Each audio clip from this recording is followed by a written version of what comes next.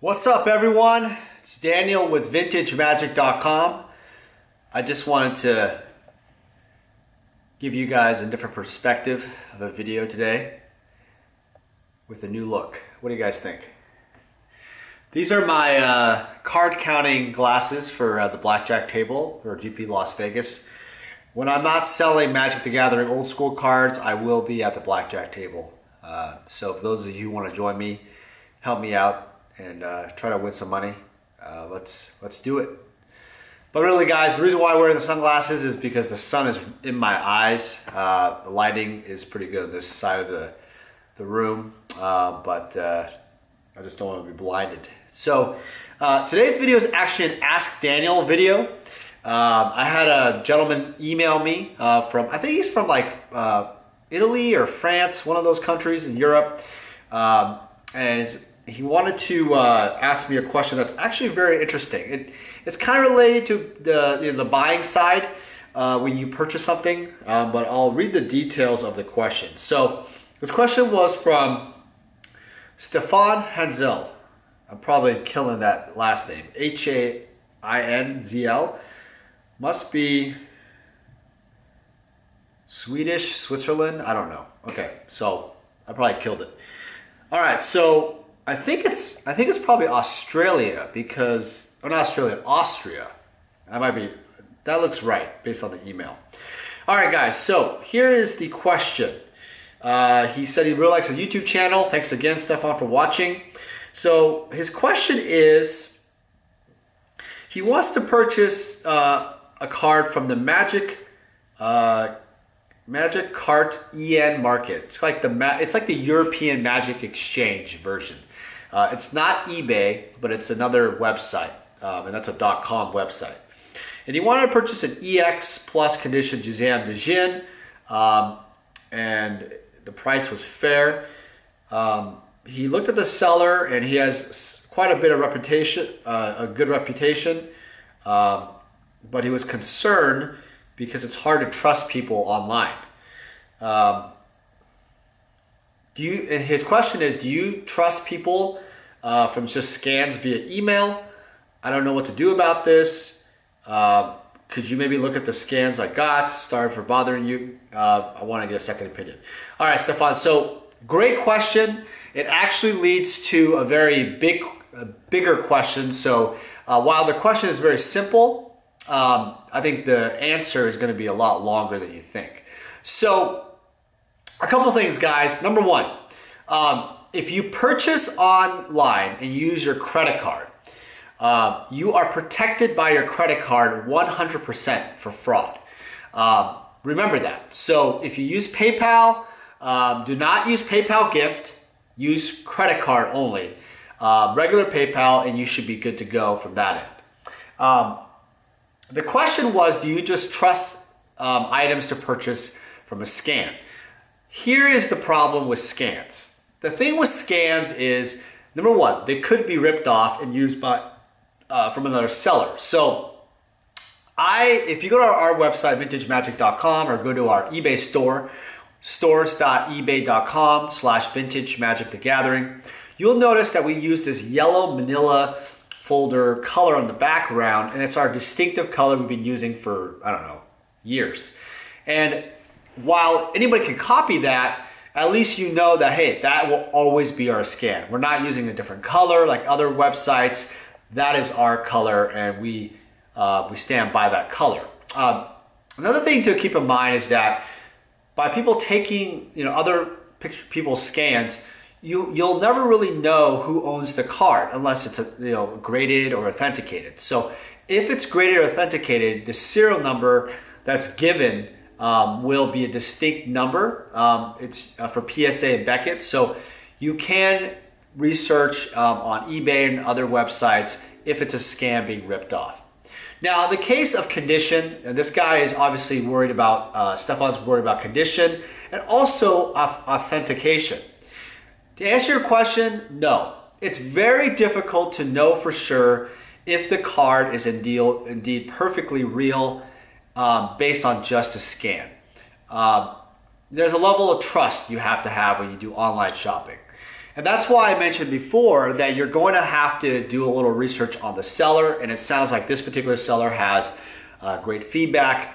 But you also have to also consider the other items he or she sold.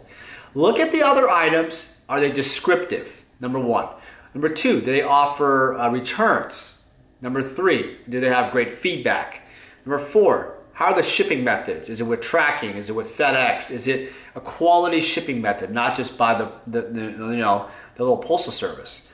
Another thing I would do is email or message the guy on that website and have a dialogue and see if you can actually talk to him on the phone, Skype, Facebook Messenger, whatever. So you can have that consumer, peace of mind and the confidence to purchase something as a consumer. I think that's really important because if you don't pick up the phone and you don't have that conversation, you're kind of setting yourself up for a possible fraud situation, especially with bigger ticket items. I mean, most of us buy items, we don't really call someone, we don't really spend the time to message them, but if you are hesitant at all, you should always do that. Now, I typically buy from people that I've already purchased stuff from before, and I also do some research. But I definitely use that technique as something, if it's a high-priced item and the price is a little bit fishy to me, I tend to ask that question. Another question is you have to make sure that you ask if the card has been inked or has it been is there any creases or bends or nicks on the surface, etc. Why I say that is because on a scan, it's a flat scan, you're not seeing that edge part of the card. There might be markering or whatever, and the seller may, many times don't even know that it's inked. You make sure you ask them ahead of time. Now, when we sell cards, we will not sell a card that's inked. If it's inked, we will state that, and how you can really tell that is there's a distinct blackening of the edges, and also the, when you put cards together, you'll notice just a black dot on the edge, like the ink soaks into the paper. So be very careful of that because ink cards, in many cases, reduces the price to even heavily play condition prices because collectors, even though the card's really nice, may not pay a premium or should not be a premium from a regular card. So be careful from a resale value. Another thing, eBay has buyer protection, so they have buyer protection, and PayPal with their credit card has protection. So I'm not sure about the Magic Card Market, the Europe site. I've never dealt with them because obviously I'm in the United States, but from what I hear, they're a very big, reputable website. And that brings to another point is that in the life of other consumer websites, other than Amazon and other the big websites, TCG Player is pretty big also. There are going to be other websites out there, and I've seen them. I think it's one called MTG Shops. There's just different websites that try to do third-party selling and kind of compete with eBay in some way. The problem with those websites sometimes is that they don't offer a really great buyer protection like eBay can. And the concern with that is obvious because if you get a case where, unfortunately, if there's a counterfeit card, shipping issue, etc., you don't get that customer service and that buyer confidence for a smooth transaction. So, Stefan, I'm going to send you an email back. I'm going to, send me the scans. That's fine. And by the way, I'll tell you guys this. Again, I've said this in other videos, we offer appraisal services on vintagemagic.com. Go to appraisals, the services, and we do appraisals for collections. We can tell you the authenticity, the value, for insurance purposes, anything really, it depends on what you're looking for. Documentation, Excel spreadsheet work. Some of this is pretty costly, but some of them might be a great peace of mind, especially more valuable Magic the Gathering cards. But in this particular case, more than happy as a community member to help out. I'm not going to do that just for, just every time, every day for everybody. It's one of those things where, if I started doing free appraisals every time, every day, whenever, 24/7, I would literally be boggled with appraisals and nothing would ever get done. But I am happy to help out. But look, let's be clear. If you ever have a counterfeit question or you need secondary advice. As a community member, I will always generally help out. Just go to vintagemagic.com, the appraisals tab, message me your situation, and I will see what I can do or put you to the right resource. But let's be clear on appraisals, and let's be clear about authenticity. It's very difficult on a scan to tell officially, and I don't want to give my stamp of approval if I haven't had the card in my hand. Main reason why is that, what if, for example, what if you send me a scan that's real, but the scan itself isn't the card, for example, you're selling. So let's say you're a fraudulent seller, pretend, and you send me a scan of a card, a Juzam Dejin, and I say, oh yeah, that looks real to me.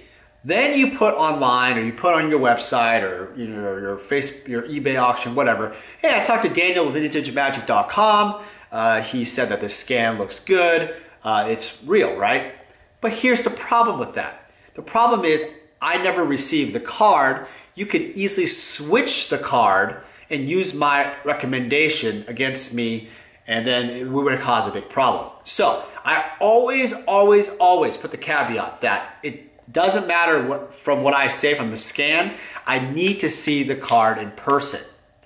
And that's my whole point, is that if you are going to make a purchase online, you need to always have, I know our gut tells us to trust people, and that's good. But you also need to use some common sense skills.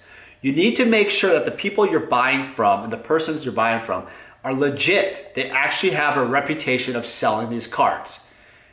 It's really weird that if someone was selling a bunch of standard cards, Journey from Nyx, whatever, and they're now selling an Alpha Black Lotus, there's going to be an issue with that. You have to understand that is completely off the ball, right? So you gotta use common sense. If the seller's not willing to communicate with you, if they're not willing to provide more scans, if they're not willing to talk to you, for God's sake, do not buy it at any cost. Your time is more valuable, and the aggravation of filing a credit card claim is insane. So, look, Stefan, in this particular case, if the seller looks good, there's plenty of scans, he's communicative, I say go for it, as long as you use your credit card. If you don't use your credit card, you use PayPal gift, I'm telling you right now, I would not do it. I would not do it ever. I only do the PayPal gift or cashier's check only with sellers or vendors that I've done business with, and also people I have met in person. So in the case of meeting someone in person, if I am actually at a location or their card shop and I get the card right there and I verify myself, I'm happy to give them PayPal gift because it doesn't really matter. I mean, I've already verified the quality of the card. But do not do PayPal gift. Watch my PayPal gift video. I will put the PayPal gift video below the link so you are clear on what that means. All right, so guys, thanks again for watching this video. I have written down a lot of the Patreon rewards and the ideas I have. I think you guys will find that very, very interesting and exciting. I hope you guys join that Patreon and support the videos that we're doing here. It's really cool. I hope you guys really like the rewards and the ideas that I have. I think it's a little bit unique. It's a little bit different. Another thing is, again, Grand Prix Las Vegas. I've been hitting this home forever and ever and ever and ever. All right, guys, we are going to GP Las Vegas. The information is below. The landing page is below. And I believe June 1st, tomorrow, Rudy will be doing a video from Alpha Investments announcing his Patreon, and I'll include my Patreon members too that are there supporting me, who, these are amazing, amazing pack specials. From the 10 pack specials, see the link below. There is a current the price you see listed is just everybody go on the show. Really good prices compared to the website, and also great deals in general. But if you were a Patreon member, you get an awesome deal for your choice of one of the packs. He will be announcing a pack special for every single one. You do not want to miss it. It is going to literally, it's going to be really hard to choose, let's be honest, because you can only choose one of the 10 as your special for the Patreon reward. But what's nice about it is there's so much variety. And look, if you're gonna be at the show, you know, we're gonna have more packs anyway. So I'm pretty sure you'll find the pack specials really attractive anyway as the regular price. And Rudy would love to meet you guys. I would love to meet you guys. I'm going to be focusing on old school Magic cards for this show, meaning this. I will have Power 9 Dual Lands galore, but I'm not going to bring like Wasteland or Brainstorms or Mox Opal's not really. But you know, do you get what I'm going with this? Lotus Petals. I'm not going to bring those type of cards to the show because there's just so much of it at the show. And it really doesn't distinguish us from the other websites. I want to focus on old school, vintage, and legacy power and dual lands, that is, rarities, summer magic, you know, graded high-end graded cards. The sickest graded cards you have ever seen are going to be at the show at our table. There's going to be like, I don't know. I mean, we just want to focus on the premium stuff. But also, for the old school Magic player, I'm going to have played, played stuff, that is, played rares, played commons. You want some power sinks, you want some red elemental blasts, you want some blue elemental blasts, sideboard cards, city in the bottle, those type of cards. We will have everything for almost every single deck for old school Magic. All right, guys, thanks again for watching.